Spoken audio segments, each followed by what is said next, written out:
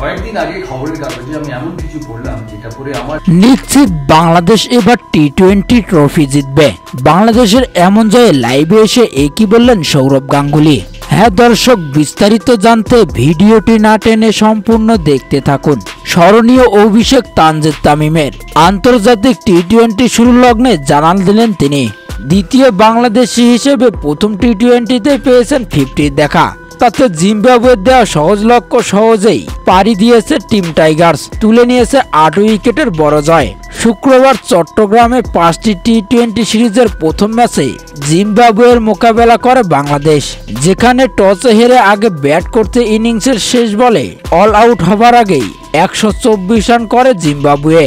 বৃষ্টির বাধায় খানিকটা দেরি হলেও 28 বল হাতে রেখেই জয়ের লক্ষ্যে পৌঁছায় বাংলাদেশ। তামিম ইকবাল নেই, তবে তামিমের নামে সুবিচার করেছেন তানজিদ তামিম। তামিমের মতো প্রতিপক্ষের উপর চওড়া হচ্ছেন, চালাচ্ছেন ঠান্ডা মাথায় খুনে আগ্রাসন। অভিষেকের চাপও দমাতে পারেনি তাকে।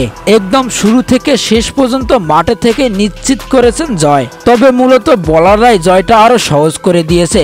সাইফুদ্দিন, তাসকিন, শেখ মেহেদীরা একাই জিম্বাবুকে ধসে দিয়েছে, আর তাদের স্বল্প সংগ্রহেই সহজ জয় তুলে নিয়েছে বাংলাদেশ। তবে বাংলাদেশের এমন জয়ে লাইভে এসে বাংলাদেশকে প্রশংসায় ভাসালেন ভারতীয় সাবেক অধিনায়ক সৌরভ গাঙ্গুলী। তিনি বলেন, টি-20 ফরম্যাটে আগের থেকে শক্তিশালী হয়েছে বাংলাদেশ দল। বিশ্বকাপের আগে বাংলাদেশের এমন পারফরমেন্স বিশ্বকাপে বাংলাদেশকে কাজে দিবে। এবার টি-20 বিশ্বকাপে ট্রফিও জিততে পারে বাংলাদেশ। এমন জয় দেখে এমন কথাই বলেন সৌরভ গাঙ্গুলী। তো দর্শক, গত ম্যাচে বাংলাদেশের এমন জয়ে আপনাদের মতামত কি তা জানিয়ে দিবেন। এই ব্যাপারে আপনাদের গুরুত্বপূর্ণ মতামত ভিডিওর কমেন্ট বক্সে। ধন্যবাদ।